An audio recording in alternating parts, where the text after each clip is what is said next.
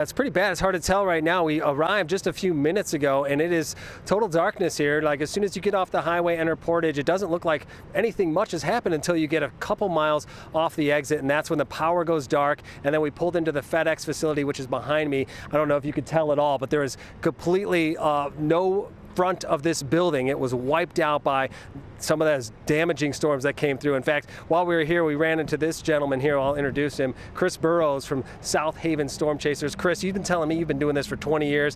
Where does this rank in terms of storms that you've chased? Probably number 3.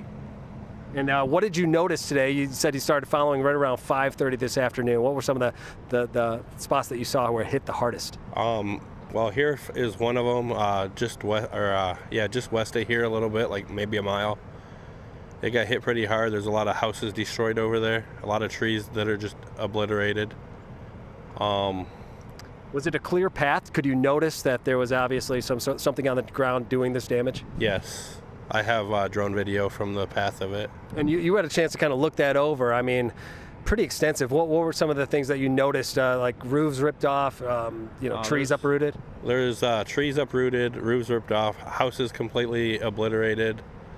I believe there's a shopping center that's on the corner of Center and what is that street? It's all right. It's Oakland Drive. Yeah, I saw a fire. There was a large fire. Were you able to get? I did not see the fire, no. Okay.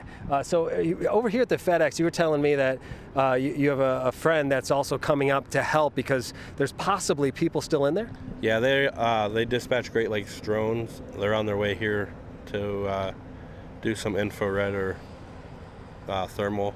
Just to kind of figure out if there is indeed people still trapped. It's a large facility. Give us kind of a lay of the land. Clearly it's dark out here for us, so it's hard for us to tell. But this is a huge warehouse facility, and were you over here earlier? Was it pretty crowded? Were there people inside at the time when the storm hit? I drove just down the road from here, and I had debris landing on me. I had no clue at the time that this building got hit. But some of the other buildings I assume got hit because there was debris landing on the road in front of us. So, I mean, I guess that's about it. And you were chasing the storm, right? I mean, you were alongside of it. What were you able to kind of see? Were you seeing funnel clouds and things of that nature?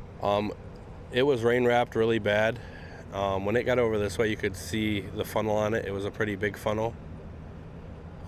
Inland a little further, where it started, it was more of a multi-vortices tornado.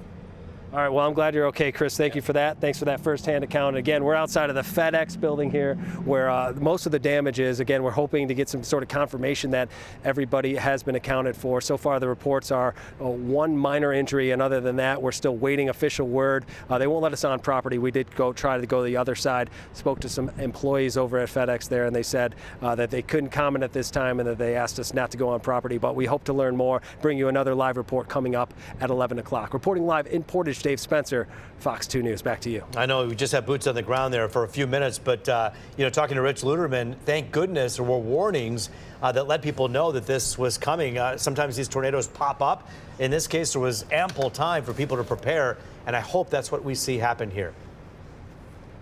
Yeah, it goes to show you got to heed those warnings, right? If you hear that sirens, seek coverage or seek shelter immediately. Get out of the path. Do whatever you can to keep you and your loved ones safe.